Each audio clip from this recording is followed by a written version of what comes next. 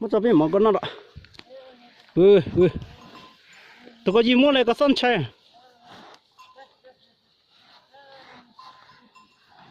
Ừ.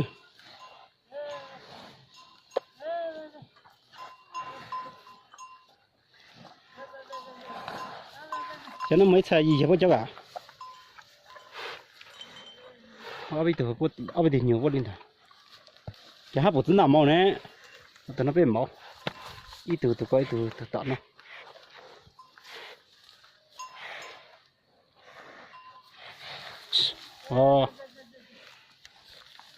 Mà nó nè. Nhớ nhiều con màu. À, nó nhiều con. Nhớ nhiều con. Ô, nó thiếu. Nhiều tí thấy tao bao nhiêu tí.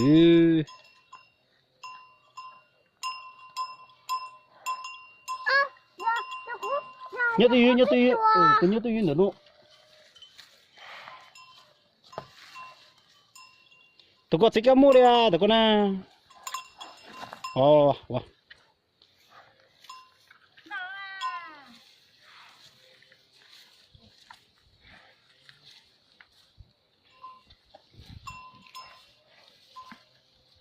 Wow, chết.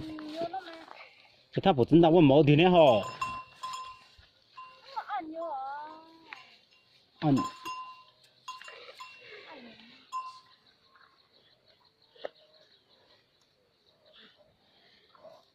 Mỏ bị có từ từ nó sẽ.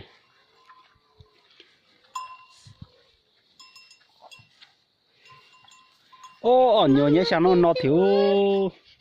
Tụi tụi con này, chân chạy nè. Con chạy tiểu nó. Nhớ tao tụi tụi nó, mong nó. À, lão sư mà, bố nhớ sư cái gì lão sư mà. Bố cái gì lão sư rồi. Nó gì một trái sợ. Nó này ít tuổi sai bé tí nữa. Mình chạy lúc còn cái bán này. Mà nó giống tao vậy mà nó cao khen là thì sao? Tôi về cái này, tôi nó cao khe hồ sơ là chủ rồi, hồ sơ xoa. Xin chú bình số hồ.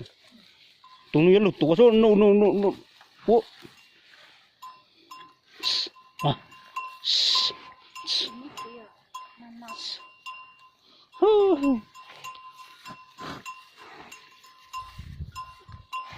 Tôi nói trồng máu cả, từ nhiều máu nó.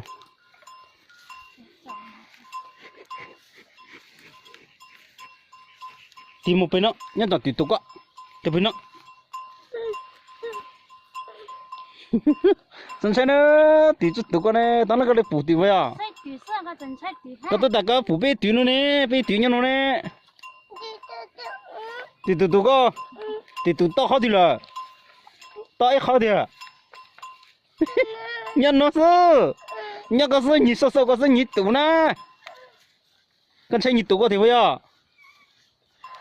Tôi con là chạy thế cho nhân chẳng tụ con à? Tại vì tôi nên chạy tị tụ thế. Tị tụ à? Tụ đấy.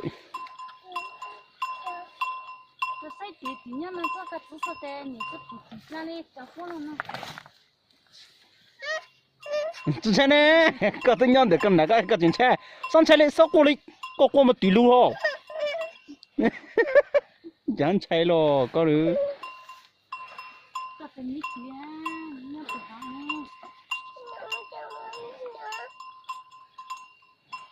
Có tiền chơi ở bên nó xa ít từ nhiều lên mà phải từ nhiều cầu. Có tới giờ từ mí nó từ là anh nuôi từ nuôi á nhớ. Thì nó ăn nhẹ xả. Nuôi á nhớ nhằn xây từ nó tông nhớ. Chả số nó bây giờ tùy bố lại sang nhiều, màu thang sang nhiều phải nè. Ô, ở bênนู้นsẽ tuột thay, nơi thì cho tôi xây lửa cho tôi thay từ một cái lúc cầu keo.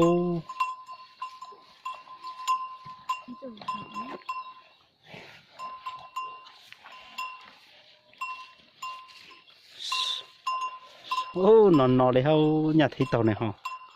Thì được lấp lo này.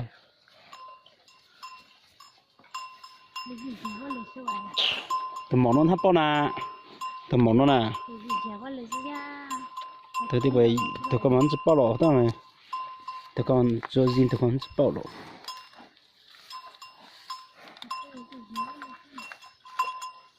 nọ thịt ơ nhà thì nó tụi mình rau nọ đấy à xin chào nè sai tiếng ra thì bố tụi con thì ít lo nó con xe thì tụi con thì bây giờ thì tụi họ thì là cho tao tụi tụi xe cứ tới bây giờ lên luôn sao bây giờ cái cả tụi mình nhiều nhất tao đây tụi tại giờ cả tụi nhá tụi ơi tụi mình nhiều nhé sang tao có tụi tao đây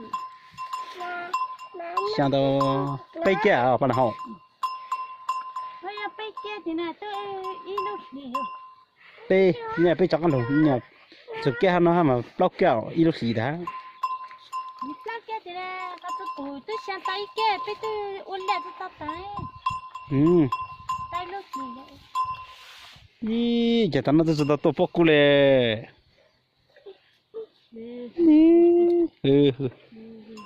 sao có sự mà có mấy gì thế cái gì đó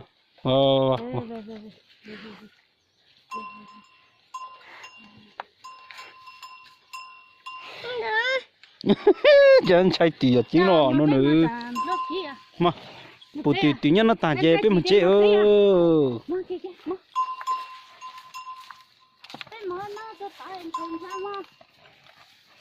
mà ha